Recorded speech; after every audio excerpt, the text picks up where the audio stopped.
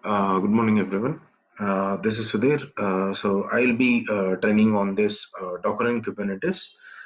And so I was working on this DevOps engineering part and this orchestration, like containerization platform, where we used to deploy applications and all. That's how we manage, and we do some testings and security related things also we do in our organization actually. So let us try to discuss what is our syllabus of this entire course and what are the topics that we are going to discuss and how depth we are going into that particular topics. Okay, this is the syllabus. So first I just want to show the syllabus, like what would be and for whom this will be get covered. Okay, so the persons who are joining to this particular course, maybe from the down the line, maybe after 1 week or 2 weeks, the course might be started, right? So there might be people who are joining from different platform. Some people could be from operations, some people can be from development, some people can be from middleware or something, right? Some manual testing and all. So irrespective of their field from where they are coming with, if you like, current technology requires everybody, right? In all, someone who has experience in all the platforms. It's not about only a development, right? So some people needs experience on the operations as well, or on the testing as well. Coming to the syllabus, people need to have any prerequisite knowledge and all? I would say if you have some experience on Linux operating system, that would be good. Or else, do we need any depth? Let's say you might have some point of experience in this Linux operating system, that is also good. Okay, if not, I'll be not teaching the complete administrative part, but whatever is needed for you to go ahead with the Docker or Kubernetes cluster deployment on Linux operating system, those topics I will be covering in Linux. Means it is from scratch. Scratch in the sense, let's say we will be creating a VM virtual machine, we will be installing the operating system, and we will manage the networking on the top VM, and we do the necessary actions like installing the packages, modifying the configuration files, managing the services, okay, well, stopping or starting or enabling the services. All these things I will be showing you from scratch. Okay, which is like a person who doesn't even have a knowledge on Linux operating system, he can start with these basics what I'm getting started with. Okay, so in the first class itself, when we are getting started, I'll be showing you what is how to launch a VM. Okay, VM in the sense can be in a GCP account, or I'll be showing in my Oracle VirtualBox. Okay, so this is how it looks. Let me show you one sample. So this is how it looks, right? So this is one of the tool which we have in order to create virtual machines on my base operating system, right? See, I have Windows operating system, but I want to practice on Linux operating system. Okay, so the person who wants to do that, obviously he will install some hypervisor, right? It is a hypervisor. I'll just talk about this, what is a hypervisor and all.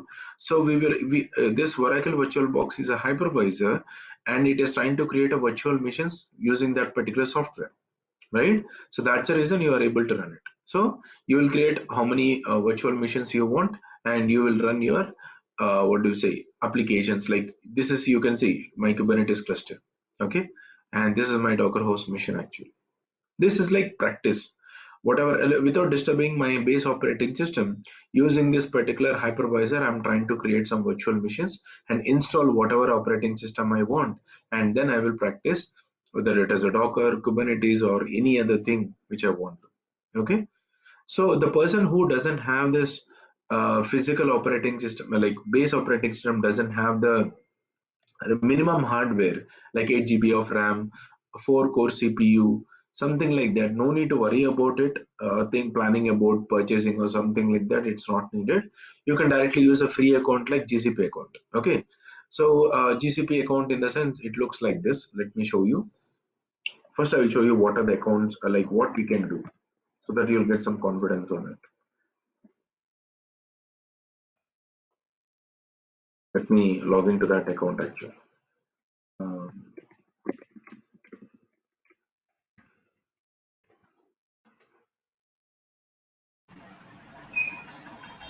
So you can see now, this is my Google Cloud account. Okay.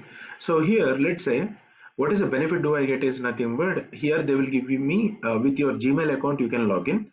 they will give you, you need to enter your credit card or debit card details. They will deduct 1 rupee for verification of the card actually. Okay, they don't deduct more than that, and they will revert back actually maybe after 2 days of verification. What they will give you, they will give you a credit of 22,000. Let me show you it actually. There is a billing, yeah. So this account will be created for 3 months, and within the 3 months you have to utilize this 20,000. Now I have 20,000. They gave me 21,776 rupees. Okay, but I have used 20,000. Okay, this is for 3 months actually. Okay, within 3 months this account will get expired. Which one comes first? That, like, your account will get locked actually. Okay, now you can see nothing has been built. Now you can see here I'm using compute engine. Here I created two instances. Instance is nothing but virtual machine. Technically in cloud they call it as instance. Okay, now you can see these two instances I'm using for Kubernetes actually. Okay, Can this you is the please way. zoom it? Yeah? Sorry, Can you please zoom it? We are not able to see anything. this one. um this is the max actually, but okay, let me try to zoom like this. So this is the account where I use it actually, because the benefit of this is nothing but tomorrow if my virtual machines are crashed, or tomorrow if I changing my network and all, if I using mobile network and all, the problem is in the virtual machines, if you use certain network, it doesn't work when you change your network or something, because you will be using a bridge network for our practice. Okay, so that is binded to only a specific Wi-Fi. If another Wi-Fi doesn't have this particular same kind of subnet. Okay, I will tell you that a subnet and all in the networking concept. When you don't have the same subnet, obviously you need to modify the networking. So if you modify the IP address, obviously your Kubernetes will go down. Okay, so instead of taking that headache, you can create your virtual machines on this GCP account, and you can start at any point of time, and you can stop it at any point of time and practice. Okay, so this is the simple way to do it. No need to worry about your physical hardware. You don't have a sufficient amount of physical hardware to practice and all. It's no need to worry. You can just create an account and you can just practice. Okay.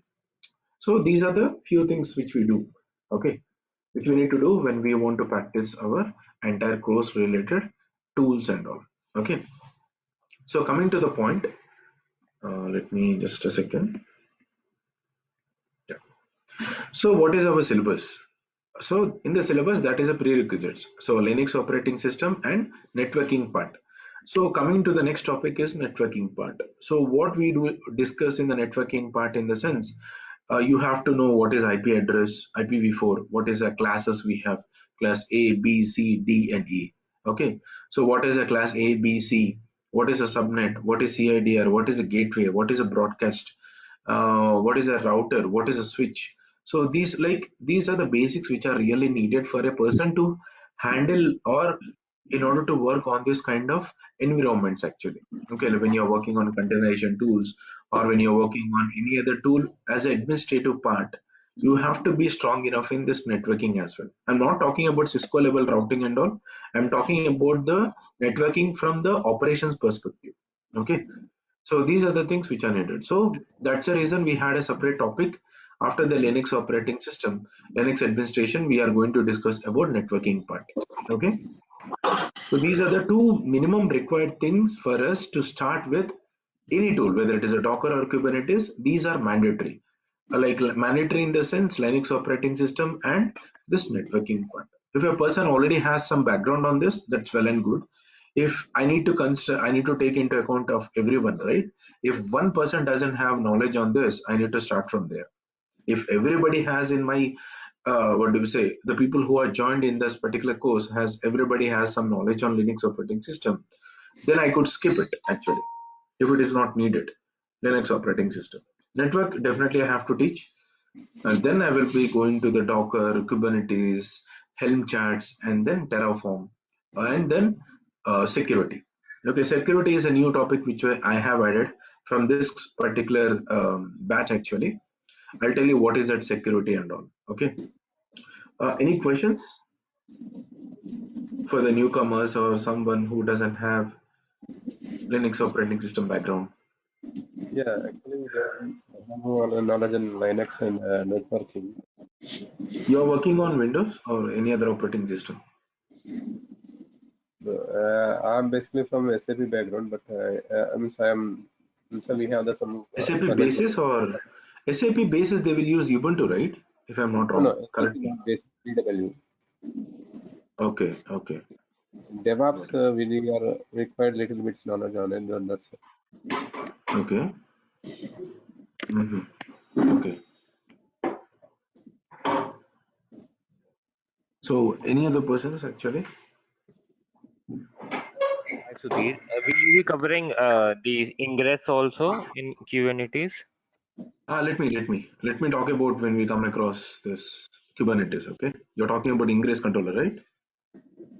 Yeah, yeah, Yeah. Without that, we cannot write. So that is the main part. How will you expose your yeah, application? That if I don't teach that, there is no value added, right? So I'll tell you what are the topics we yeah. are going to cover. I'm talking about the Linux operating Yeah. system and networking. Do you feel that do you need anything else, or this is sufficient, or if you already have some background? So that's what I'm just trying to discuss. Yeah. No, right? Okay.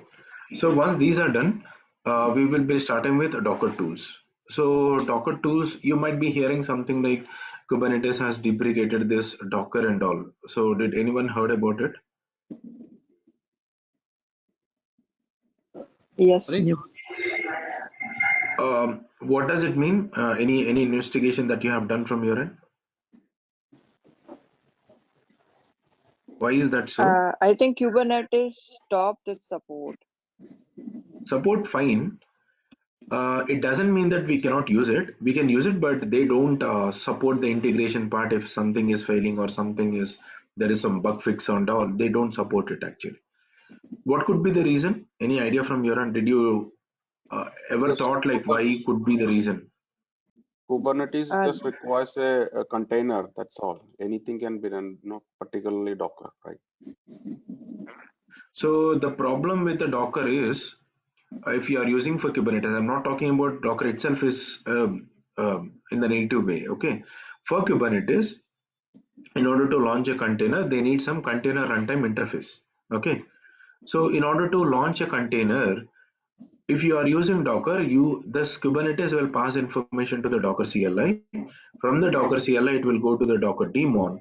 From the daemon, it will talk to the even your Docker itself is using a container itself, container tool in the backend. If you try to investigate and try to understand the underlying concept of Docker, Docker is dependent on Linux features and the container D, container D runtime interface actually. Okay, so even if your Docker is relying on that particular container D, why can't Kubernetes directly talk to the container D? So because of this, the latency will be less and it will be much faster, and the application critical applications or something, it will be much faster to communicate and create it actually. So that's the intention. They have deprecated the Docker from Kubernetes. That will be completely removed. Now you'll get a deprecated warning, but from 1.22 of Kubernetes version, you will see this Docker is no longer supported. Okay, it doesn't mean that Docker tool itself is not needed for us. We need it. Why? Because for building the images from scratch, Docker is the best tool right now we have. Okay, there is no other tool which can replace this designing, like creating our own images from scratch. Okay, that's the reason. So obviously we need some knowledge on the Docker. So it doesn't mean that if Kubernetes is not using it, we cannot use it. For CI/CD operations, we need. Okay, in so many places we can use a Docker as a standalone. Okay, so that is the best tool we have. Only for Kubernetes it is deprecated because it has some latency. Why? Because it should pass from so many chains to reach to the destination. So then they thought like, why can't we reach to the destination directly and try to communicate and pass the information? That's how they have removed this Docker as a mediator between them. That would obviously, right? If you try to think in that perspective, what they told is correct, right? I don't want the latency when I'm trying to run some large applications on my cluster. I don't want the latency to be happen. If there is no latency, applications will be deployed much faster and much quicker actually. Okay, so that is a simple introduction why they have deprecated. Okay, Now, let's go to the Docker. So in Docker, we have so many tools, right? So Docker engine, if you try to investigate on that, we have Docker engine, Docker machine, Docker compose, and then Docker swarm. These are the four major tools which we have in Docker. First and foremost tool which we have to learn is nothing but, and concentrate your 100% on the tool, is nothing but Docker engine. What is Docker engine? Docker engine is a tool which tries to create a container for us. Simple. Okay. That is a major tool which tries to create a container for us. So do we have, let's say, before Docker came into picture, do we have any other tool for creating containers? Yes, we have. We have 𝐿𝐿𝐶, 𝐿𝐿𝐻D, and we have other tools as well. I don't recall it, but yeah, 𝐿𝐿𝐶, 𝐿𝐻D, we have other container tools like runc and all to create a containers. But those particular tools have some limitations actually. We don't have a registry, we don't have some particular thing. There are so many complex things, or we have to integrate so many other things into our platform to use the complete Docker container feature actually. So that's the reason when Docker came into picture, that simplified the job actually. What Docker has done intelligently is nothing but it has used the underlying features which are already available in Linux operating system, and it adopted it, and it has created a platform to utilize that particular running the applications in the container level. Okay, so we can manage networking, we can manage image build, we can migrate our containers, we can migrate our images, we can have a storage, okay, volumes, we can build the images, as I told you before, we can have a registry. So many things can be done in the Docker engine. Okay, so that's the reason Docker became more popular than any other tool for managing your applications on the container level. Okay, so we have to discuss so many tools. First of all, let us try to discuss the history of what are the tools that we have with the containerization, and then I will be showing you how to install this Docker engine. In the Docker engine, we have two types of versions actually. One is community edition and one is enterprise edition. Enterprise edition is a licensed one, and then you will get some support too from the Docker team, whereas community edition is a free of cost. Okay, obviously when you are working on product based companies and all, or some other companies, clients will try to prefer to use most like open source. Okay, standard tools but open source. Okay, so that's how you have to be exposed to the open source tools as well. Okay, like community edition is an open source where it doesn't need any license. We generally use a public license in order to install that particular package. Okay, so that's how we do. So all the topics whatever I try to discuss or whatever I show you, either I will be showing in my local virtual box or I will be showing in your GCP account. So no need to worry how to create. I'll be showing you from scratch. All the videos will be uploaded to the portal, what management will be giving you for individually, and you can watch the videos on daily basis. Okay, daily it will be like 1 hour. That is more than sufficient actually, sufficient for us to discuss or try to complete the topics. Okay, it will take 45 days excluding your Saturdays and Sundays. Take it as 2 months. Okay, including Saturdays and Sundays. So take it as 2 months. So we have 2 months time to complete this particular course. Some people might ask why 2 months, in the sense 1 hour daily. If you try to see 60 days, right? Obviously not 60 days, take it as 45 days. Okay, 45 days, 45 hours, which is sometimes may not also sufficient actually. It depends. Why? Because we have a lot of syllabus in Kubernetes actually. Okay, forget about Docker. We have so many concepts or features present in Kubernetes. You have to have some grip on that particular concepts. So to cover it practically and theoretically, it will take some time. Okay, so that's the reason I gave a grace period like 45 days, but it may vary like 5 days here and there actually, maybe less or more than the 45 days. Okay, so this is how we are planning to complete the course actually. Okay, it's not in hurry, we will go slow, everybody has to understand, but the only thing support is needed is nothing but whatever the task I gave you, you have to complete on your weekends, because most of the people might be working in IT, right? So no one will be free. So obviously in weekdays you don't get any time to practice sometimes. Maybe do the task. What I suggest is, even though if you don't get some time on weekdays, try to practice, make your time at least for this particular course. make your time on weekdays at least for half an hour and try to practice whatever I told on that particular day and try to complete it. Okay. Task and all you can complete on weekdays. Okay. Only just you need to struggle for 2 months actually, not more than that, right? Why I'm asking this is because some people, I'm not exaggerating actually, after 2 months they will start practicing. Okay, so when you start there you will see some bunch of syllabus. Okay, you need to cover Docker tools and you need to cover Kubernetes tools as well, Helm charts and Terraform. Imagine like how many concepts you will have. So obviously you will get collapsed, right? So it's like yeah, it's a burden actually. It's not that easy to complete. Again, you'll have some questions. Sometimes you don't get answer immediately. You have to wait until that got answered. Again, you will delay from your end. So it should not happen actually. So what I suggest is like practice on a daily basis. On weekend, take more time and try to complete the task whatever I've given. That will help you in the real time. Okay, and don't think that we can every institute or every trainer can replicate the real-time project. It's highly impossible, or it is mission impossible actually. Okay, it needs a lot of infrastructure and to replicate. So what I will be showing you is like what it looks by using this tool, what is the real-time task that we can do. I will show you practically into it. CI/CD like Jenkins I will show you. Okay, GitHub automation, Jenkins automation, everything I will show you how to run it in container level. I will show you in Docker as well as Kubernetes as well. Okay, don't worry about this Jenkins CI/CD operations and all. I will be covering in this syllabus itself. Okay, I'll be tell you what is Jenkins, and then I will be covering how to automate that particular process. Okay, and then in the Docker engine I'll be covering with installation. You can see here the topics over here. Okay, so architecture. Okay, how many components we have in Docker engine, like Docker daemon, Docker client, Docker registry, Docker object. Okay, if you try to look at this, let me so first of all, why containers? That's the most thing, right, which we have to understand. Containers are, if does anyone have some idea what is a container? Any definition, or do you have some idea?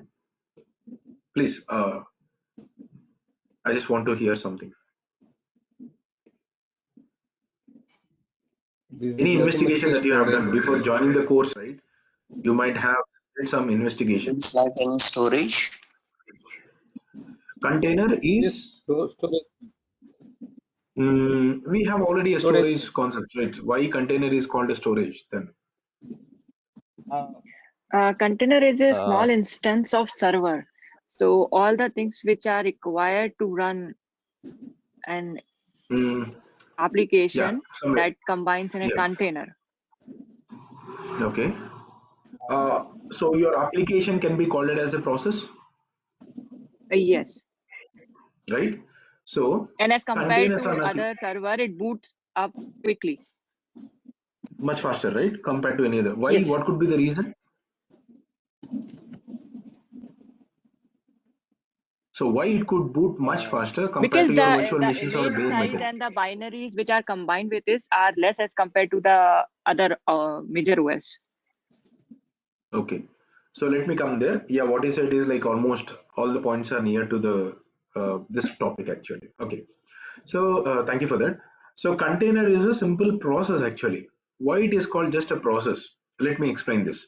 Let's say I gave you some bare metal server or a virtual machine. You install some web application like Nginx. Now, when you deploy some Nginx and when you're trying to run that Nginx service, what it will do in the background, it will create a process ID.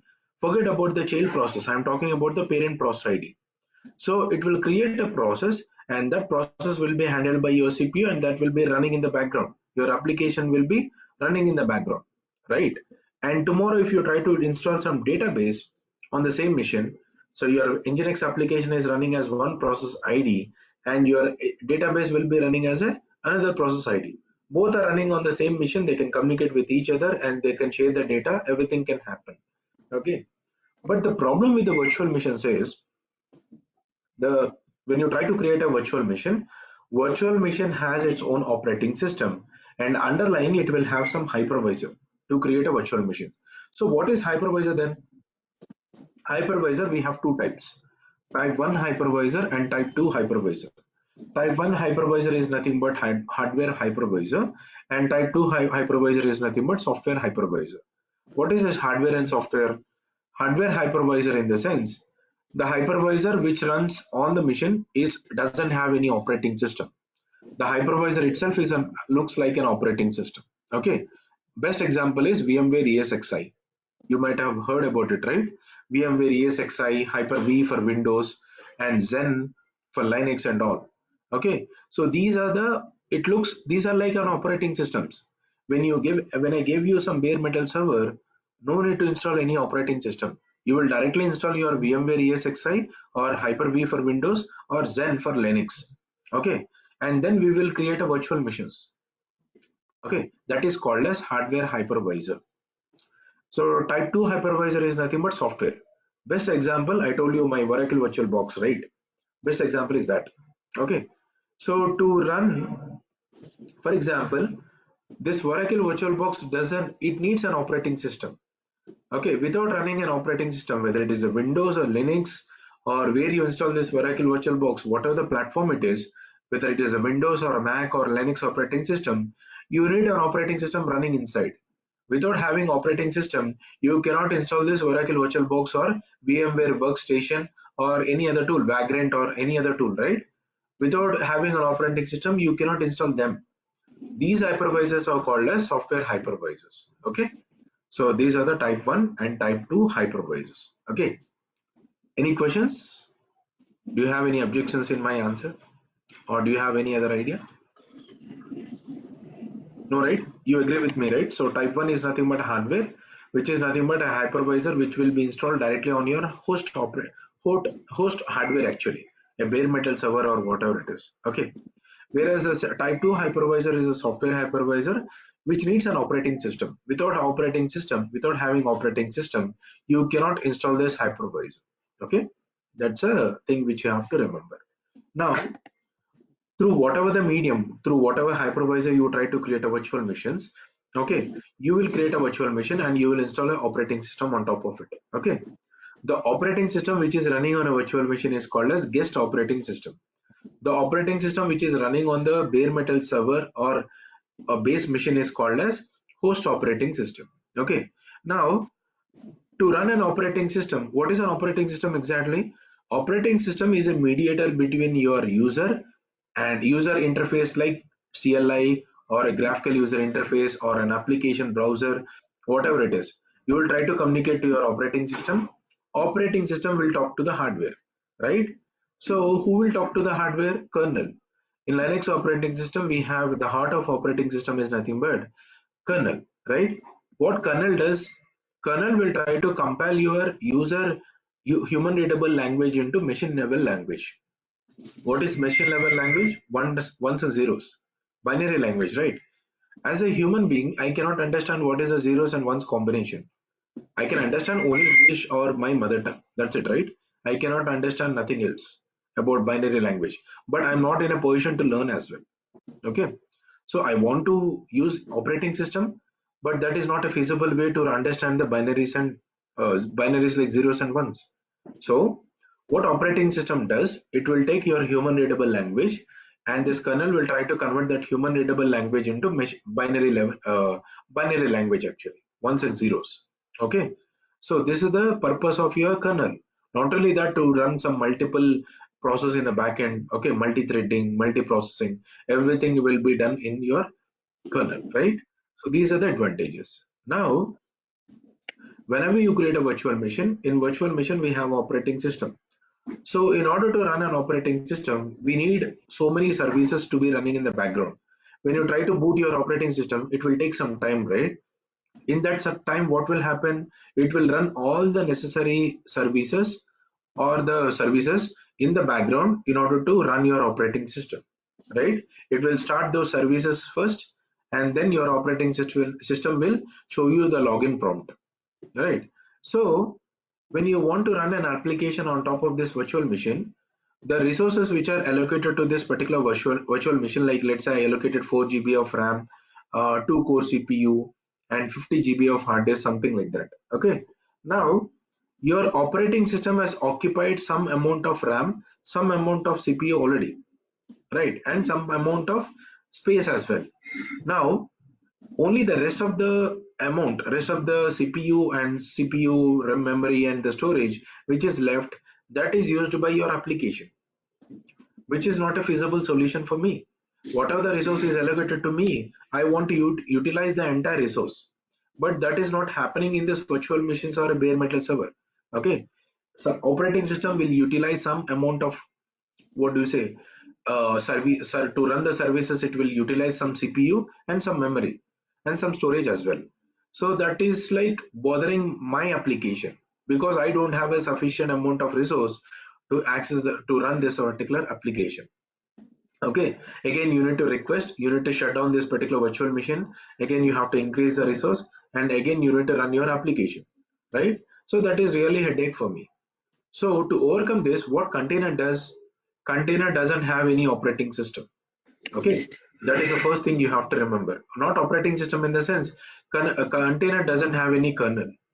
Okay, it will have only the operating system related libraries and binaries. What are these libraries and binaries? In order to talk to the hardware, right, I told you, right, if you want to talk to the RAM, if you want to talk to the CPU, if you want to talk to any other device, hardware device, those libraries and binaries are programmed in such a way that it will take your input and that will be converted into binary language, and then it will get a response, and that will be given to you on a terminal or on the browser or on the whatever the medium it is. Okay, so that's how it will do. So those all the libraries and binaries are different for each and every operating system. For in Windows it will have a different libraries and binaries, for Linux it will have a different binaries and libraries, and for Ubuntu, in Linux only we have Ubuntu, Red Hat, Linux Mint, we have CentOS, we have so many flavors, right? Every flavor has its own libraries and binaries. So it will have those libraries and binaries in the container. Okay, only those. It doesn't have any kernel. So because of that, what is advantage? So there is no operating system running in my container. So there are no services running in the background to run to have for that particular operating system. So whatever the application is trying to run on this particular container, the entire resource is allocated to this particular container will be used by your application. Okay, so there is no other service running in the container which will try to utilize the resource. So your container is nothing but one process. How will you run one particular application in the virtual machine or a bare metal, right? That particular process now you have isolated. Okay, that isolation is called as namespaces. I will not go in depth about namespaces right now. It is nothing but segregating. Let's say you have one particular, you are staying in house, right? Your house is divided into partitions like kitchen room, bedroom, children's room, hall, puja room and all, right? How this is segregated based on the our needs. So similar to that, now your containers are divided actually, and these are isolated. Isolated in the sense every container has its own namespace. Means these are isolated. How your kitchen is separated from your hall, right? So similar to that, using the concept called namespaces, we have different types of namespaces. Your containers are segregated with each other, which means that one container which is running with some particular process and all cannot see the details of another container. These are isolated actually with each other using the concept called namespaces. Okay, so that is advantage where your container, whatever the resource is allocated, it will try to run only that particular that resource will be entirely used by your container. Okay, and these resources are not fixed actually. Now the container will try to use how much amount of RAM and CPU is needed. Only that amount will be requested to the Docker. Only that amount will be allocated to your container. Tomorrow, if I want to need more, if I need more RAM and CPU, it will increase dynamically, and it will decrease dynamically when it is not needed. So this is the best feature, right? What we have. That thing will not happen in virtual machines. In virtual machine, there is no concept like, can we increase the RAM and CPU dynamically? Change it? No, right? We cannot do that actually. Okay, but these things can be done automatically in your containers. Okay, so these are the major advantages why we are going into the containers level to run your applications. Okay, simple. It's not too rocket science. instead of running your all applications in a single virtual machine, now we are using a concept called containers, and we are trying to segregate all the processes which are running in the machine. We are trying to segregate them using the concept called namespaces. Okay, that's it. That is called as containers. Okay, any questions in this?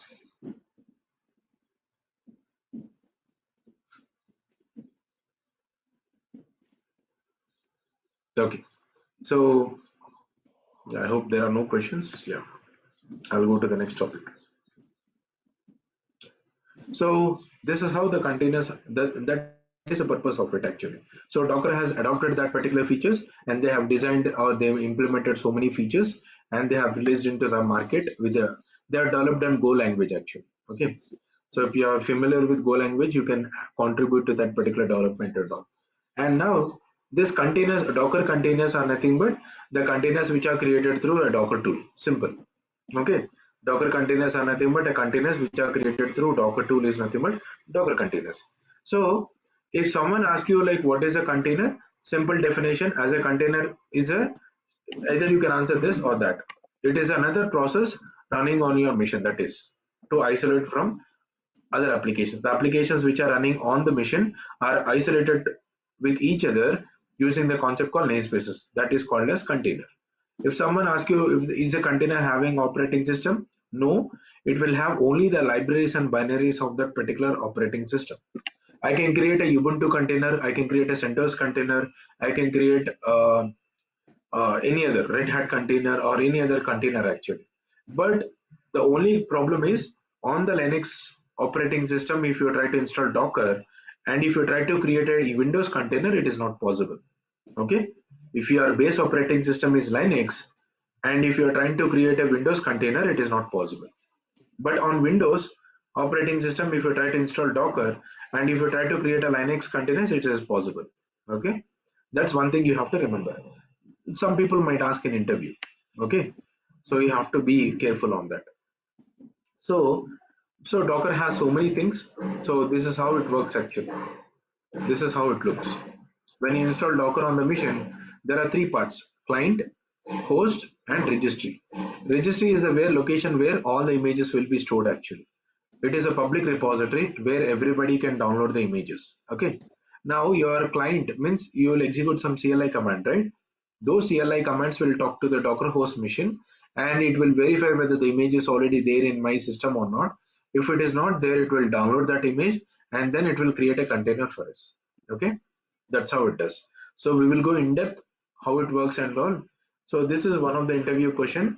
They will ask you like, while creating a container, what are the steps it will undergo? Okay, so those steps I will be explaining you in the session. So don't worry too much about this particular slide. Okay, this slides I will be sharing you once this particular demo is done. You can go through this particular slides. Okay, so this is the in-depth concept. I just want to explain after the course has been started because I don't want to go now itself. But to be simplified, this is one of the interview question which people might ask you like, when the input has been received by your Docker daemon, what it will do in the background, in depth, what it will do in the background to create a container for you. Okay, so then you will understand that Docker is relying on container D. You can see here my cursor. Okay, so it is using container D to create a containers actually. Okay, that's it. So this is how pictorially it will looks like this, and this diagram it's not needed now. So these are the things which we'll have. Okay, so these are the CLI commands which mostly we discuss, which we frequently use in the production or any other like testing servers that we use. Okay, so we will go in depth. This is about networking. This is all about the storage, and this is all about networking concept in Docker. So you have to understand what is bind mount, volume mount, and tempfs. These are related to volumes. These are related to storage actually. Okay, so these are the three topics which are major topics. You have to understand what is bind mount, what is tempfs mount, and what is volume mount. Okay, after this is done, I'll be talking about networking. In the networking, you have to understand what is host network, what is bridge network, what is null network. So these are the things which you have to understand. Those concepts I will try to explain. So this is how it looks pictorially. I will try to explain this in the class. Okay, just I want to show you that we will be covering networking concept as well. Okay, so as I discussed, right, in the Docker we have so many concepts.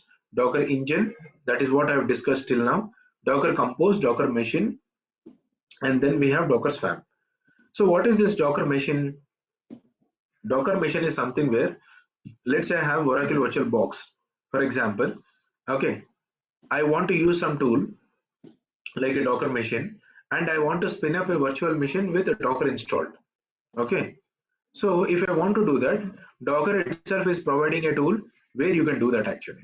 Okay, so that is called as Docker machine, which means that it will try to create a virtual machine or any other machine with a Docker installed. Okay, technically we use Vagrant, right? If you have gone training with a DevOps tool and all, or any other tool, you might have heard about Vagrant. Okay, using Vagrant, how we spin up a virtual machine on a AWS or in your local system and all. So similar to that, Docker machine will do it. Docker has created their own tool called Docker machine, where it will try to contact your provider and then it will create a virtual machine with Docker installed. Okay, it's kind of a bootstrapping actually. It is not needed in productions or in your practice sessions. We don't use it actually. So don't concentrate too much on this. It is a zero knowledge needed on this. Okay, zero knowledge, or when you have some time, free time, then you can go through this particular tool. So this tool is not at all needed for us. Docker engine is a main tool for us to create a containers. Okay, what is Docker compose? Some people might have heard about a concept called, technical term called orchestration. Does anyone know what is orchestration? Any guess? Scaling up of the container according to the requirement. Yeah. Scaling, sorry, come again, I missed it. I'm telling increase the number of the container to meet the requirement load what a particular called application is scaling getting. rate. No, that is called a scaling rate, scale in and scale out. I'm talking about orchestration. Well, Managing according to containers. me, Yeah, one by one, it is a please. Yeah. distributed environment. It is kind of a distributed, when you want to establish a distributed environment and to connect to multiple containers, then orchestration come into picture. Okay. Yeah. Any other answers, please? Management of the container. Managing containers, I can do it from CLI, right? Why Docker Compose is, see, I already have a Docker engine. I can create a containers, I can create a storage, networking, everything I can do it from CLI. Why I need a Compose then? In Compose, we can spin up multiple container at once. Sorry, come again. I missed it. Multiple? In multiple container in one Compose file, and the internal network it create by Compose itself. Some points are actually closer. Yeah. What you said is correct, but yeah, a little bit here and there. That's it. Yeah, Abhinav, you are saying something. Yeah, I just learned by myself. That's why maybe I'm not Yeah, I understand. in a proper That's okay. technical. But anyway, it's almost knowledge. near actually. Yeah, it's almost near. Yeah. Abhinav, any answer? No, right? Okay. Let me explain. Orchestration is something where, let's say, in the real world, you need to store. Let's say I want to create some particular resource on Docker, right? Resource in the sense your container. For example, container is one of the resource which I want to create on my Docker engine, right? So when I want to create, I need to some CLI options. I need to pass so many options, whatever is needed to run my application properly on a Docker. Now, everybody cannot do this, right? Everybody cannot remember these options for a longer period, or even I cannot remember somewhere until unless it is stored somewhere like a notepad or somewhere to remember this particular concept. Now, similarly, let's say one container is fine. I want to create multiple containers then. Is it possible? I need to create one container. I need to wait until that particular command is done. Then I need to create another container. Then I need to create another container, one after the other in a serial order. Okay, that is the second thing. And third most thing is nothing but when you are doing some CI/CD operations, when you want to launch a container, you cannot give a CLI command, right? Because so many things you need to pass as an argument. I don't want to take that headache. Okay. I need some particular thing which would happen in CI/CD operation, which will simplify my job. It has to be, I want to create something that should be something should be written in a file. Okay. So these are the three things which are really needed in real time for us to go through the orchestration. So what is orchestration in the sense? Whatever you want to create, a resource on the Docker, a resource can be anything, a container or a volume or a networking or a storage, whatever it is, those resources, whatever you're trying to create, you will be writing in a file. That file is nothing but an orchestration. That file you will be giving as an input. That orchestration tool will take that file as an input, and that will be converted into a CLI, and that will be given to your Docker engine. Okay, Docker host, technically we call it as. Okay, so this mechanism is called as orchestration. Orchestration in the sense, writing what you want to create in a file, and that is given as an input to your engine. Okay, so that is called as orchestration. Simple. Okay, all the people who were answered is like, it's the same actually. What I told is correct, little bit sentence formation, that's it. Okay, so that is called as orchestration. Now the Docker Compose is nothing but you will be writing a YAML file or a JSON file. I will tell you, before that we have to discuss about what is YAML and what is a JSON. I will explain that about that. It is not a scripting language, it is just a way of writing your, see, YAML and JSON is nothing but a key value pair store. Okay, I want to store some particular variable and value of that particular variable in a file. So that is stored in a proper format so that some particular tool can understand that particular format. That is called as a JSON format or a YAML format. Okay, so we have to understand how to write it. It is a simple key value pairs. We are trying to store it in a file. Okay, so that's how it is. So Compose, we have to understand YAML format and a JSON format. I will explain before that Compose tool was discussed. I will try to explain what is a YAML and what is a JSON. Okay. Sir, And where then, do you write the JSON file? simple, a simple file actually. So you will create a file. The extension of the file will be .yaml or YAML, and you will write a YAML format. That's it. Okay. Compose can understand that particular file. It understands YAMLs and JSON. Both it can understand. It's not that you have to install some tool and you need to write a YAML file. It's not like that. Okay. It is a simple file. You need to give a proper extension. You can see in the slide YML or YAML. Both are accepted actually. Okay. Yeah. Now what is Docker Swarm? Before Kubernetes came into picture, everybody used to use Docker Swarm for a containerization, like for what do you say, cluster. Okay.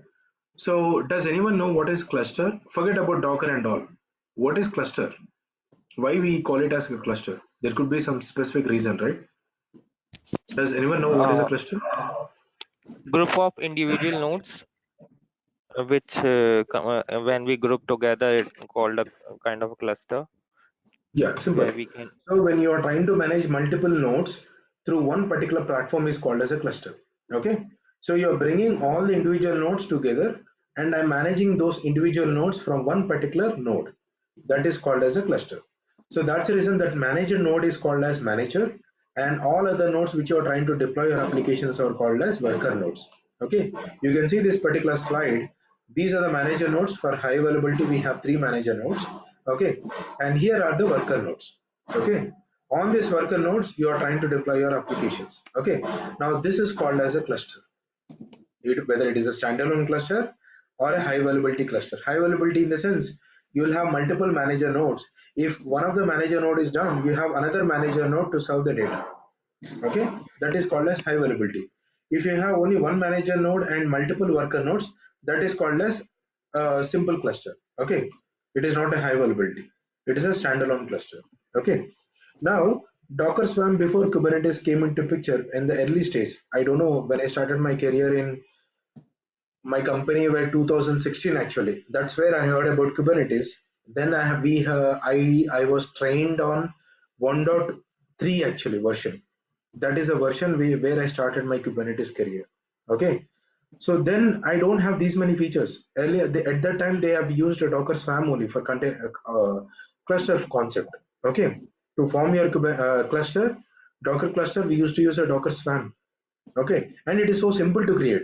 It doesn't need additional tools. Once you install Docker on all the machines, how many missions you want to use in the cluster. On all the missions you need to install Docker. Once a Docker is installed, no other tools are needed. With the Docker tool itself, we can convert that into a Docker Swarm cluster. Okay, but whereas in Kubernetes, not only installed in Docker, we need to install Kubernetes tools as well. Okay, and it is a bit complex compared to your Docker Swarm to form your cluster actually. But once a cluster is formed, Kubernetes has so many features. Why? Because there are so many contributors to the Kubernetes. That's the reason so many new features are implemented in Kubernetes actually compared to Docker. Docker has Do less you need any contributors. plugins then? Yeah, we need some third-party plugins and all. For which you are talking about, Docker Swarm or Kubernetes? For Kubernetes from Docker. For Kubernetes, yeah, we need some plugins. Let's say for core DNS, for DNS part, we are using core DNS as a plugin. For networking, we are using Calico or WaveNet or any other networking for Kubernetes. Okay, we need some plugins. They are called it as add-ons, not as specifically plugins. It's like an add-on. It is not an inbuilt feature where you need to adopt from somewhere, some third-party tool. Okay. Okay, sir. Yeah.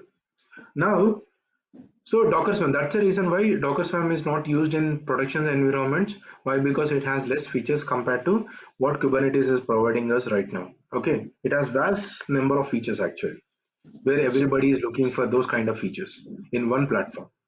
Okay, so that doesn't mean that you cannot use Docker Swarm. We can use it, but if you want those features, you cannot create in the Docker Swarm. You cannot run your applications in the Docker Swarm. So we will be concentrating on this particular tool as well, not 100%, but I will be covering all the concepts in Docker Swarm. But you, from your side, concentrate more on Docker Engine and Docker Compose. Okay, Docker Swarm, yes, 50%, that's fine. Docker Machine, 0%, not at all needed, actually. Okay, don't waste time on Docker Machine. Completely remove this particular tool. That's the reason I will also not teach this particular tool actually. It's a simple tool. You can just go through the official document and you can understand. No need a special training on this actually. So Docker Engine, Docker Compose, and Docker Swarm. Okay. In the Docker Engine, remember you have to understand the underlying concept. What is namespace? What is C group? How containers are created? How Docker is trying to create a container? If you don't understand this, this will be really tough to understand the containers concept. Okay, so that's the reason I'll be teaching you underlying concept of how this Docker engine is working actually. What is the working principles of Docker? Okay, so that we have to understand. I think we are getting a lot of messages, private messages. Okay, yeah, I understand. So share your contact number and email address to the management in the chat room so that they will get in touch with you. Because we will be creating a WhatsApp group for this entire course until the course is done, or even after the course is done also I will be there in that particular group. That group will never get deleted. Okay, so we can discuss our questions and answers over there. Instead of waiting for the next day class, right, we can discuss in the WhatsApp group itself. Okay, so that's the reason why we are creating a WhatsApp group.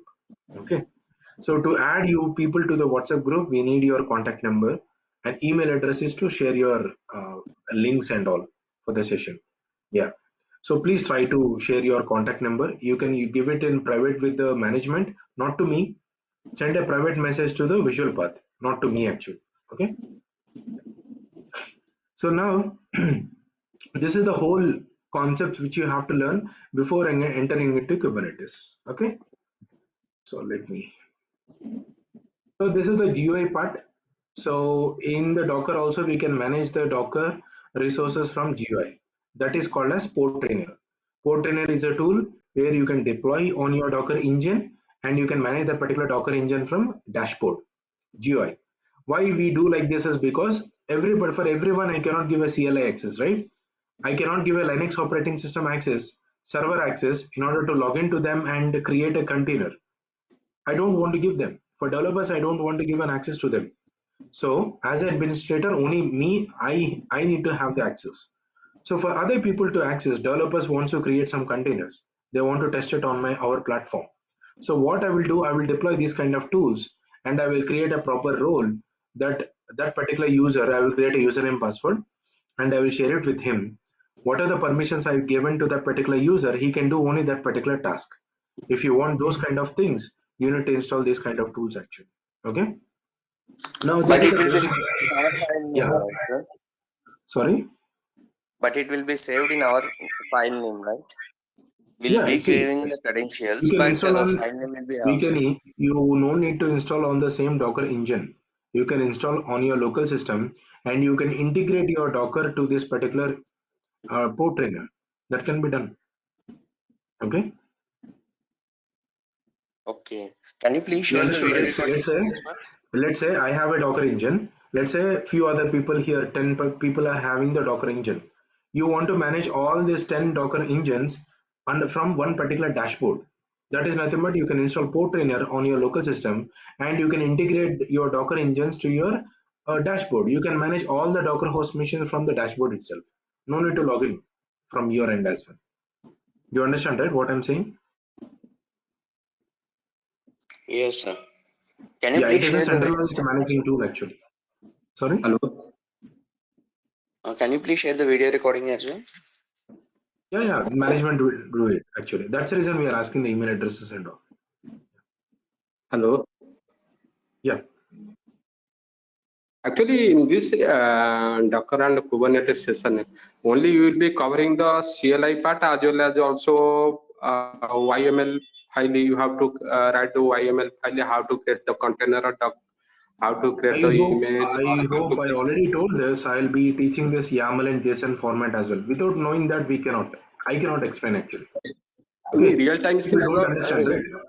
yeah, in a real-time scenario, no need, nobody using the CLI. CLI mainly used for testing purpose. Nobody using the Only when you are real-time writing some in. CK exam or CKS exam, Kubernetes exams and all, you will be using the CLI. Apart from that, yes, we Okay, do. Sometimes we have to do the but CLI as well. Okay.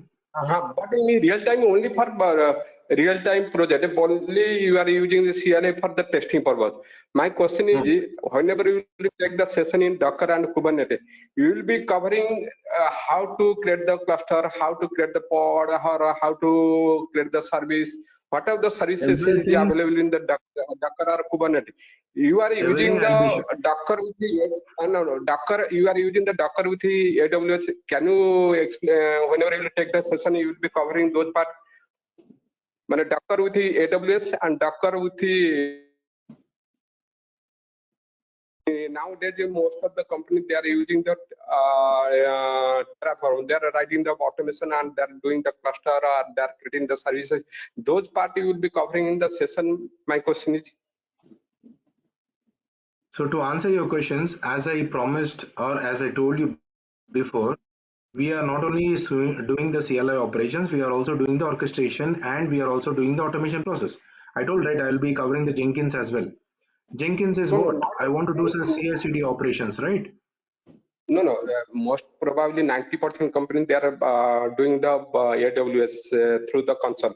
But nowadays the We are company not, is let's say preferring for no need example, we are not using AWS, right? but nowadays there is no need to do the AWS console. Now they are using the Terraform. They are doing the automation process. Those parties will be covering. Okay, Ashok, I'm just looking for those parts. hold on, Ashok, just hold on. So try to listen the syllabus, what I'm trying to say, then we can ask the questions, okay? Terraform and all, I already told I'll be covering in the syllabus, okay?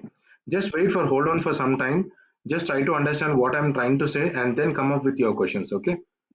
And listen to the concepts, what I'm trying to say carefully. I already told that I'll be using Jenkins, I'll be teaching about YAMLs, I'll be orchestrating everything. We are not going to use much of manual steps. We are orchestrating everything. We are automating the process, everything using Jenkins CI/CD. Everything I've told in the session itself. Okay. No, no. Yeah, So to answer CD your that. questions, I already covered it. AWS and all, I'll just show you how it works, but we are not going to concentrate more on AWS, any cloud tools actually. My way of teaching will be only on on-premises. On-premises in the sense, if you're working on product-based companies and all, they don't use any AWS or any clouds. They rely on open source tools. They completely do on bare metal servers. Okay, so then you have to be in a position how to handle those, right? Cloud is not that too tough. Okay, you just need to do a click. You need to know which option is needed and what is need to be enabled.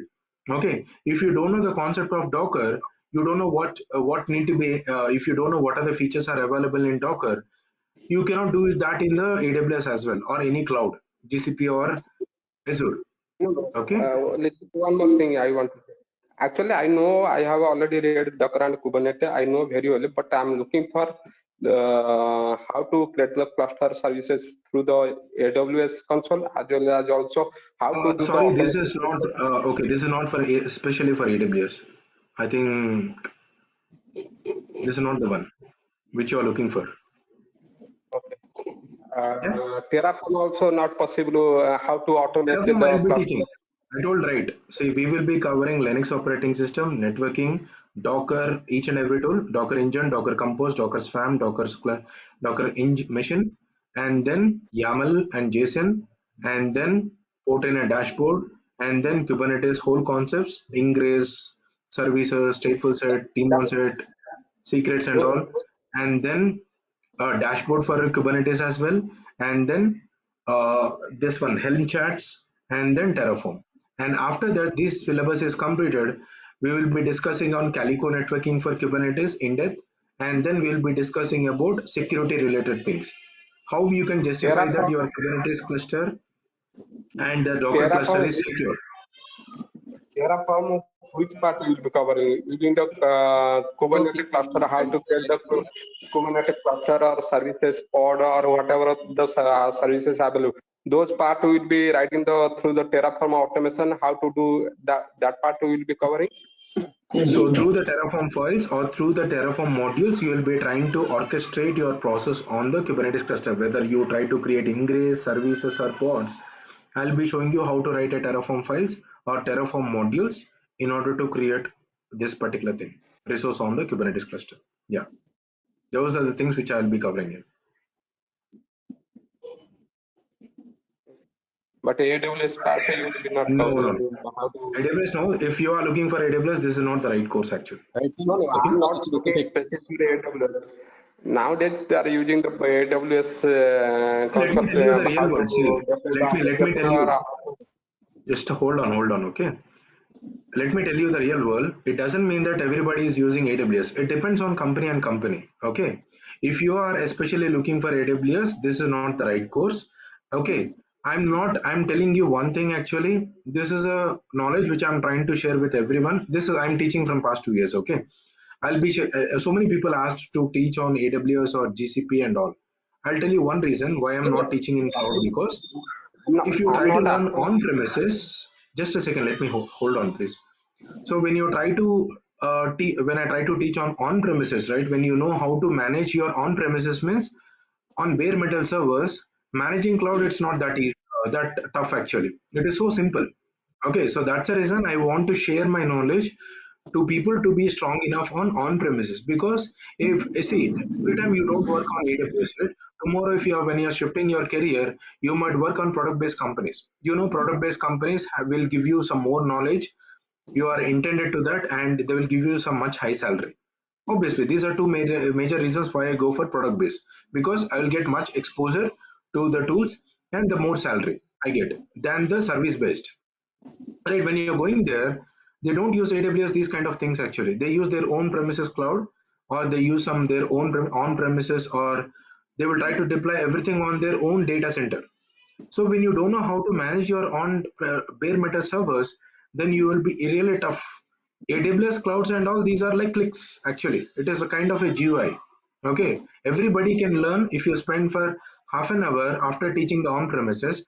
If you try to spend half an hour on that, it doesn't take much time to learn it actually. Okay, so that's the reason even so many people have requested me to teach on AWS and GCP in every batch. I never thought on that actually, because that doesn't give you any knowledge. It's I treat them as a low priority. Only for client purpose we learn it, but that doesn't give you any time, any exposure to what is happening in the underlying technology. That never give you that knowledge. So people will be the problem is, we will try to stick to only that particular GUI part. We will never try to learn the underlying concept, how this AWS is trying to create a containers. Okay, so that's the reason I don't want to fall everybody into that scenario. So that's the reason, even though the people are requested, if people don't join also, I'm not worried actually. I'm not saying now, though people requested me, I don't teach it actually. because that is not the way. I don't want to expose people to that particular, stick to that GUI. Okay, you have to be knowledge enough. If I give you a server, I told you to form a Kubernetes cluster, you have to be in that position. Okay, that is what I'm looking for. That's it. That is a straightforward answer from my end. Okay, if you are looking for anybody who are looking for cloud kind of training, I'm not the right person actually. One more thing I would like to ask. In Yeah. product-based company, they are using only for CLI and YML file, or what they are using in product-based company? Hi, Sudhir. Which I'm tool you sorry are? to interrupt. I think we are just deviating from the topic. So these kind of questions, Yeah. maybe we can Please take a go ahead, little bit. Sudhir. Please. That's what. Yeah, Yes, that's what. Ashok, we'll do one thing. Once the syllabus is done, because other people are waiting from long time. Some people are working in US actually. So let's not disturb them. I'll take up your questions after this is done. Okay? Yes, Saeed, you were saying something? Continue on your topic. Sorry? Yeah, okay. So in Kubernetes, as you all know, we have a vast syllabus. So this is a YAML format, okay? I will just be teaching in Docker Compose itself. That topic will be covered there. After that, this is the architecture of Kubernetes. So Kubernetes, I will show you how to form a Kubernetes with high availability and standalone as well. Standalone in the sense one master and multiple worker nodes, or multiple master nodes and multiple worker nodes for high availability. So that will cover in product servers as well, okay, and the normal testing servers as well. Okay, so high availability we use it for production actually. Okay, and normal testing and all we use a single master and multiple worker nodes. Okay, so after this there are a lot of syllabus, so that I already, this is a dashboard how it looks. Okay, if you look at my syllabus, if I scroll down, so this is the Kubernetes. Okay, I'll be teaching about what are the components we have, what is the deployment, where to deploy your Kubernetes, what are the tools we have. In our syllabus, we will be using 𝐾𝐫. Okay, 𝐾𝐫 is a tool which I will be using it in order to form the Kubernetes cluster on the local machine. Can everybody go on mute? Sorry, Syed. Okay, I muted So I my have a voice. question. Yeah. Do you cover with a project as well, real-time project? Yeah. See, that's what I told, right? It's not like a real-time project. Whatever the project, let's say, I will try to automate the process. So in the thing, right? In the real-time world or whatever it is, I will tell you, Jenkins will be used for CI/CD operations or most of the cases, 90% like Jenkins or GitLab or anything. Okay, what they will try And to do during is nothing but. and Sorry. during that time, the Docker and Kubernetes will be having any license to get the project as well, to teach the project, No or else it's license. It's a open freeware. source. It's a free. No need to have any license. No. It's a free of Few cost. Just you have companies, to take your own operating system and you need to deploy your applications. That's it. okay, few companies will be taking with a license one, right? Kubernetes doesn't have any license. It's open source. Docker is a licensed one. Yeah, I agree with that. We have Community Edition, Enterprise Edition, right? Enterprise Edition is a licensed one, but Kubernetes doesn't have any license. No, it's an open source tool till now. Okay, can we do the CI/CD project with Kubernetes and Docker as well? Yeah. So that's what I'm saying. So CI/CD project, I will be showing you that could be a real-time task for you when you're trying to crack the interview as well. Because nowadays they're giving you some task, they will give you some 4 days or 5 days, they will ask you to complete the task. Okay, you have to be in a position to complete that particular task. Okay, that is a knowledge where I'm trying to share. Okay, so the CI/CD projects I will be showing you in the Docker level and the Kubernetes level as well. Okay, how to do it with the complete CI/CD pipeline, building the image, deploying that using that image, deploying that particular application on the container Kubernetes as well as Docker as well. Okay, completely automation. No need, there should not be any manual interruption. Okay, that is the whole goal of this particular project. Okay, when I do some changes and I push it to my repository, automatically CI/CD pipeline has to trigger and it has to deploy the application on my Kubernetes cluster. Okay, that is the goal of my project. Okay, so for that we have CI/CD tool, we have open source tools as well which we can use it. So all the topics I will be covering. So I'll be training you guys for CKA exam as well as CKS exam as well, security specialist. Okay, whichever exam you want, you can just prepare for that. I'll be training in that as well, in that particular course, this particular course actually. Okay, in the CKA exam, I'll be covering all the security related things. Okay, for CKA, in order to write a CKS exam, CKA is mandatory. Okay, so the basic certification is CKA. So everybody has to write a CKA exam. That will add some weightage to your resume. That's it. Okay, that is not too tough. I'll give you the questions, how to answer it and all. I will tell you. Okay, no need to worry about too much about certification actually. Okay. Okay. So these are the topics you can go through. Hello. Sorry. One question I got here. Yeah. Said, Yeah. right? Yes, Yeah. What will be the timings of daily? That I will discuss here. Give me some time, okay? Okay. So this is the syllabus which I'm going to discuss. What is pod, deployment, replica set? What are the things I'm going to cover in that particular topic? Okay. So these are called as object. Some people will call it as resource, but in order to deploy an application on my Kubernetes, these are the topics which you need to learn: pod, replication controller, replica set, deployment, daemon set, and stateful set. These are the different ways to deploy your application on your Kubernetes.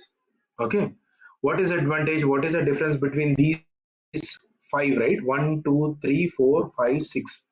These are the 6 ways you have in order to deploy your application on your Kubernetes cluster.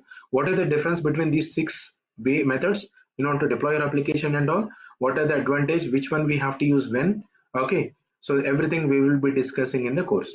Okay, and we have to discuss what is volumes. What are the different types of volumes that are supported in Kubernetes? We can use AKS volume, Azure. We can use Azure disk actually. We can use AWS disk EBS. Okay, we can use Google disk. Okay, so we have so many things that can be integrated to your Kubernetes. Okay, then we have persistent volume claim, storage classes.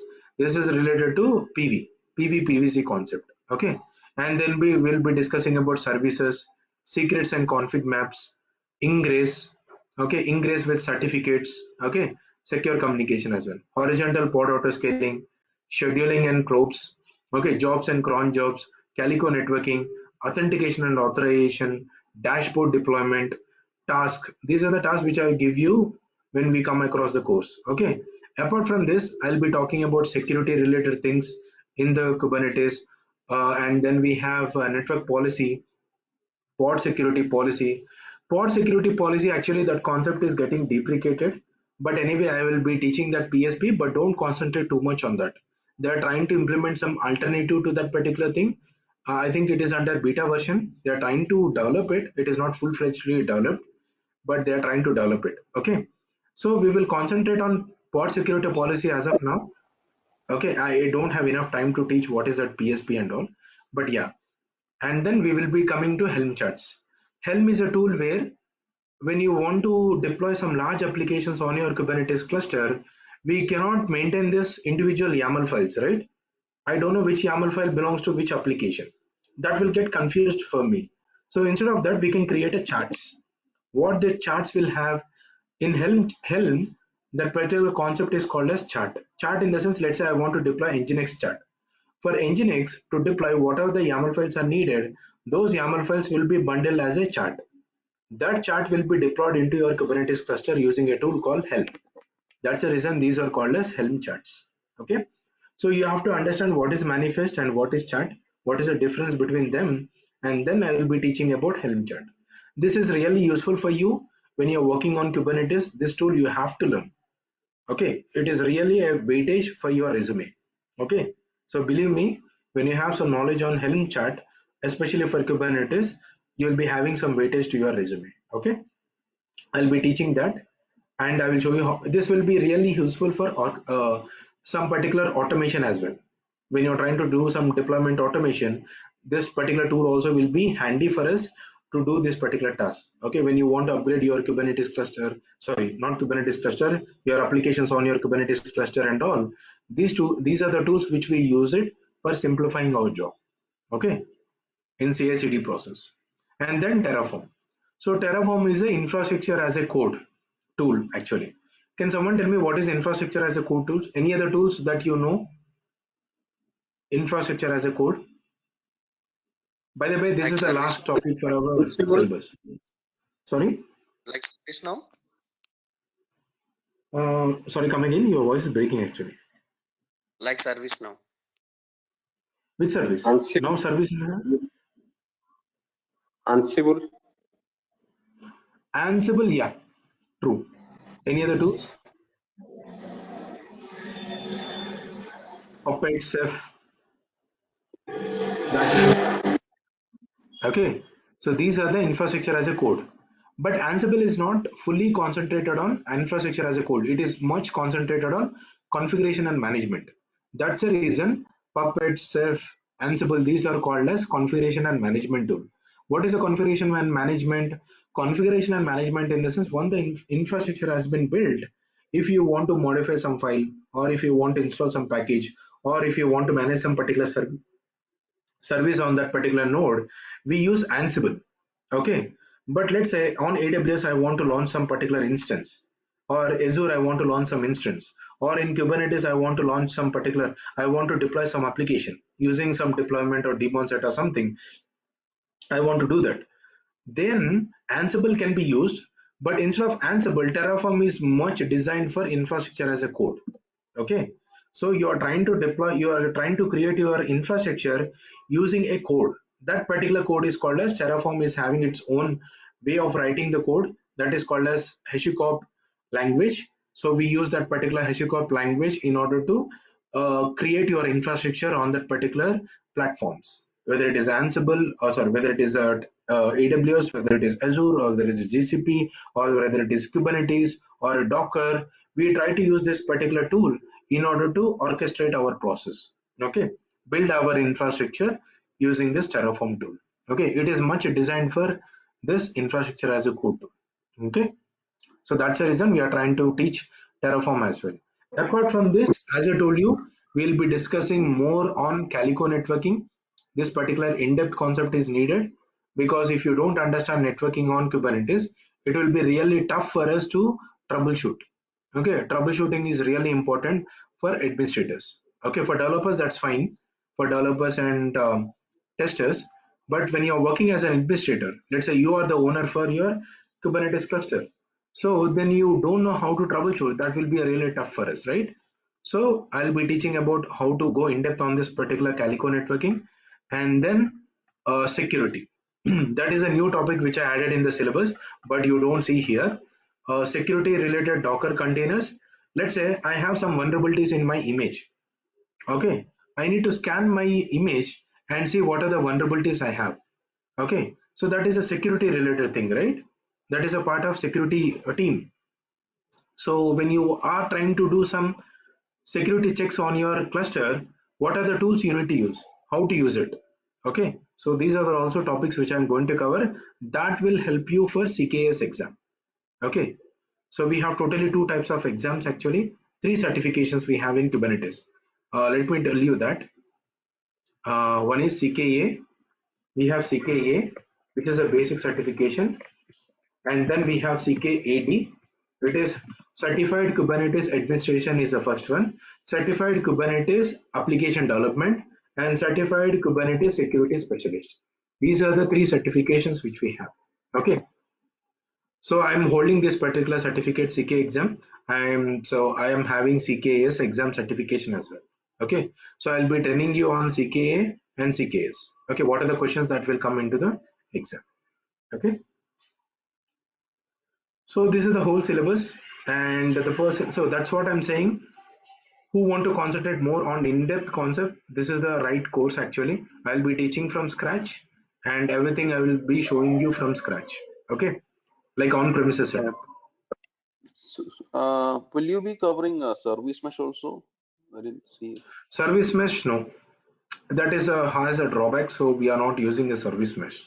So I'm not teaching service mesh. That I skipped actually. Yeah, to be frank, Istio, I'm not using any training on that particular Istio.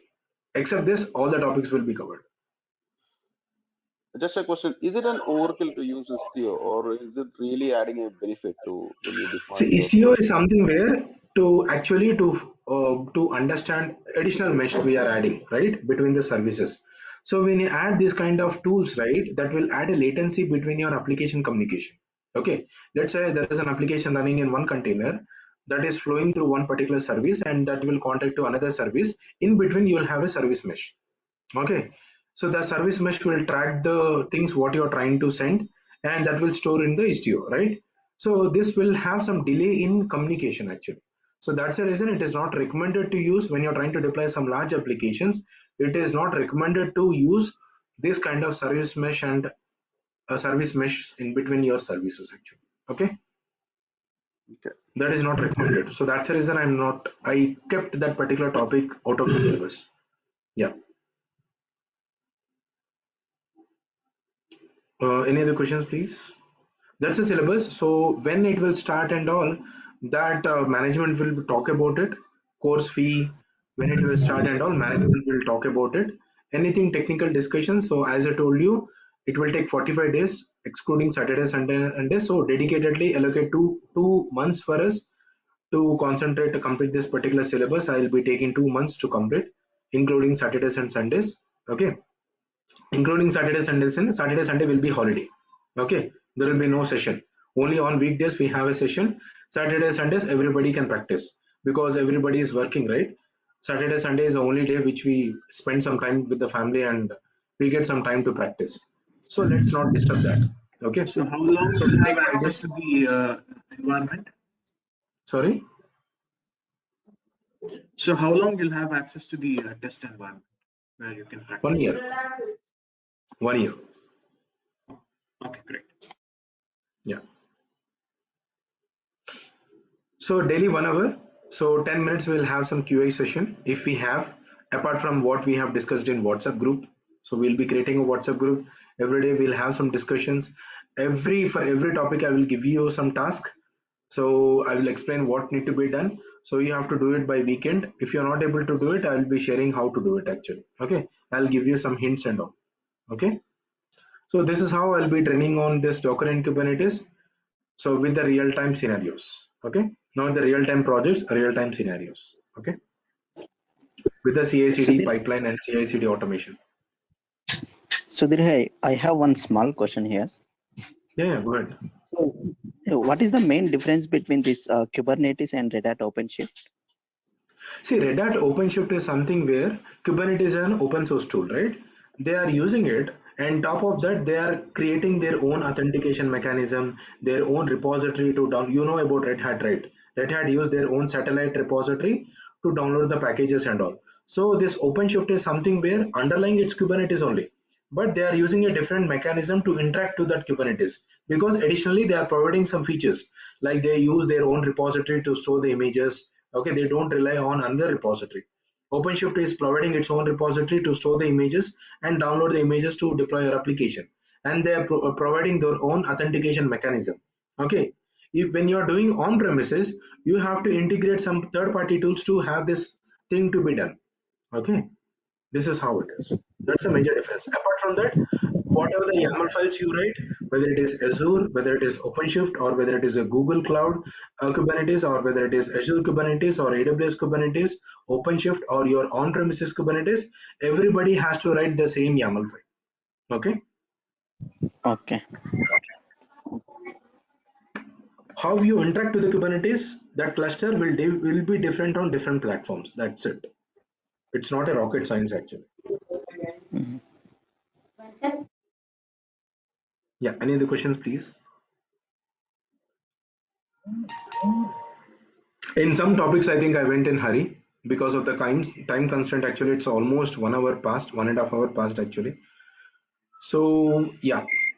So this is how I teach on-premises setups. Everything is on-premises, which means that if I give a mission to you, what you do? If I want to say Docker, you have to install Docker, you have to install Kubernetes. In the sense, you have to be in a position to install Kubernetes, and you have to be in a position to manage it. Okay. In exam also, they don't use any AWS or Azure. You have to do it on premises only. Okay. That's all.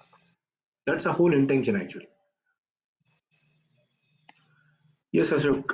If no one has any questions, so Ashok, you can ask your questions now. Yeah, any product-based company, as you said.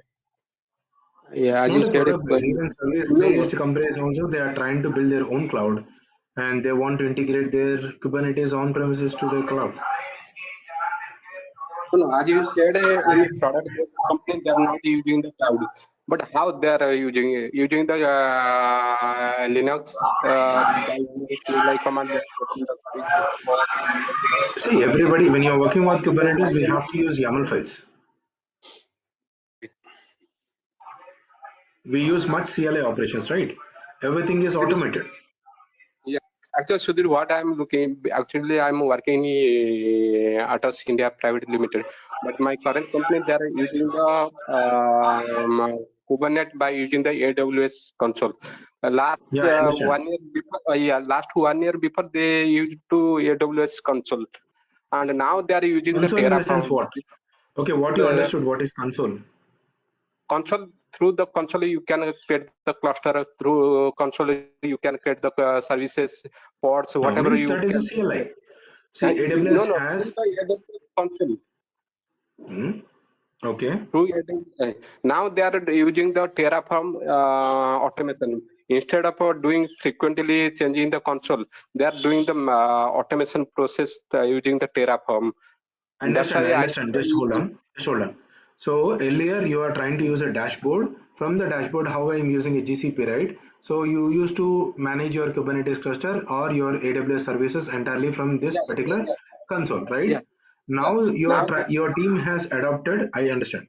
So now your team has adopted Terraform. So using Terraform, they are trying to write their own modules in order to interact with this AWS and try to create an instance or anything for you. Yeah. Okay. That's why I don't know. That's why I thought CLI command I know very well. I worked in last 7-8 months, but they're looking for this one. I thought I will be joining this course and I will be getting the benefit. That's why I'm asking for specific. If you want only Terraform, okay. If you want only the Terraform, yeah, Terraform. I'm not Terraform with the Kubernetes. How to manage whatever the functionality are having in the Kubernetes that I can do the through Terraform automation. I can do all the process. That's what I'm saying. So whatever the Terraform tool I'll be discussing, I'll be showing you how to spin up your infrastructure on Kubernetes using Terraform by writing a Terraform files and by writing the modules as well. Same thing you need to apply in your organization. That's it for AWS. Okay. See, you want to understand how to manage Terraform, whether it is AWS or Kubernetes, right? Yeah. So that's now how, you have that's what I'm saying. now they are doing the whatever the AWS console, through the console we are doing the Kubernetes application deployment or whatever functionality we are doing. Those parts they are doing the automation process. I understand, Ashok. What you're trying to say is I understand. What I'm saying, in the syllabus we covered Terraform as well. Terraform is like it will try to. I will be using Kubernetes provider. You can, in your case, they are using AWS provider. Okay. Instead of going manually and creating this particular resource one by one, some people might forget, right, to enable some parameters. Using Terraform, what happened? They can just modify the name and they can create. They no need to forget about what parameters need to be enabled. That will be taken care by your Terraform itself. So that Terraform basic concepts of writing the Terraform files and writing the modules I'll be teaching. If you want to join, you can join. If you want only Terraform with AWS or something, this is not the right course. Okay. You can talk to the management if they have any other course only related to Terraform and AWS in depth. You can go for with them. Okay. Okay. Yeah, this Terraform is especially for Kubernetes. Okay. Wherever you run your Kubernetes, whether it is AWS, AKS, or you can see in Google also we have this Kubernetes. Okay, Kubernetes engine. If you want to launch your application on this Kubernetes engine as well, we can use that Terraform. Okay. Okay. Yeah. This is all I can say. It's up to you. Yeah. You have to take the decision. Yes, I. Hi, Sudhir. Yeah, like this Kubernetes will be on like Google Cloud, right? Like a Kubernetes in GKE. Will be covering. No. So what I'm saying is like I will not touch any Kubernetes services in any cloud. Okay. So what I'm saying, like some people may not have resources on this particular virtual machine, right? See, let's say some people may have laptop with only 4 GB of RAM and 1 core CPU. For them, they should not think about purchasing a new laptop, right? And they need to practice on daily basis. For them, what I'm saying is like try to create a GCP account. There they are providing you some 22,000 rupees. Until that is done, you can use this particular account, okay, to practice. So here also we are creating virtual machines actually, and we are trying to install Docker or Kubernetes for our practice. Okay. Okay. That is Like how our any intention load actually. balancing techniques in compute engine. I'm not using any load balancer. No. Why is needed? I'll just open in the browser and I'll just show you how to practice it. That's it. I'll show you how to create this account and all. Okay. Yeah. See, we are not using this Kubernetes engine because that is not our intention, right? We don't want to use this because we don't get any knowledge. That's a problem actually. Once you have some knowledge on Kubernetes, managing that particular Kubernetes on cloud, it's so easy. You know what is pod, you know what is cluster, you know what is workload, you know what is ingress now, you know what is service. Okay, everything you can manage from here. Only just is like clicks. That's it. Okay. You need to know where is Got that it. By knowing all option. those things, by knowing all these things, we can manage like Kubernetes engines. Anywhere actually. That's a promise which I can give. Yeah. That's a strong right. If you want to survive in IT industry for longer period, on-premises setup from scratch is a real time experience that you get or real time knowledge that you get to survive in the IT industry for longer period. Everybody has knowledge on AWS, but they don't have what is happening in the background. Okay, how it is getting implemented. Okay, now okay, I will train in Kubernetes with this particular service. Okay, now if you don't know what is happening in the background, that will be really tough, a challenge for us actually. Okay, to troubleshoot as well. Okay. Yeah. Yeah. Got it. Thanks. Yeah. Any Actually, other I'm looking questions, for please? like actually I'm looking for like this type of like Kubernetes GCP with Jenkins like CI/CDs. Yeah, it will be helpful. Jenkins and AWA, I will be covering it. Only if you are using GCP, if you want to use it, it is a simple concept. Once you learn Kubernetes, right, you can just go here, Yes. you will be creating a cluster, you will be asking whether you want a standalone or autopilot, and you will be selecting it, let's say configure, and it will ask you what Kubernetes version you want to use, and you will select how many nodes you want. Once you click on OK, it will create a Kubernetes cluster for you. You can see here. If you want 1.20.7, you will select it and you will try to create it. That's it. That doesn't give you any knowledge, right? Once it is done, whatever we do from on premises, it's the same. You will try to deploy some pod, you will deploy some application and all, you will write a YAML files, everything is same. How we are creating a cluster is a different. Okay, from platform to platform. Okay, Yeah. Sure. Got it. Thanks. hope you understood. Okay, thank you for joining the demo. And when it will start and all, management will talk to you. It will be sooner. Okay, and then we can join in that particular session. Okay, thank you.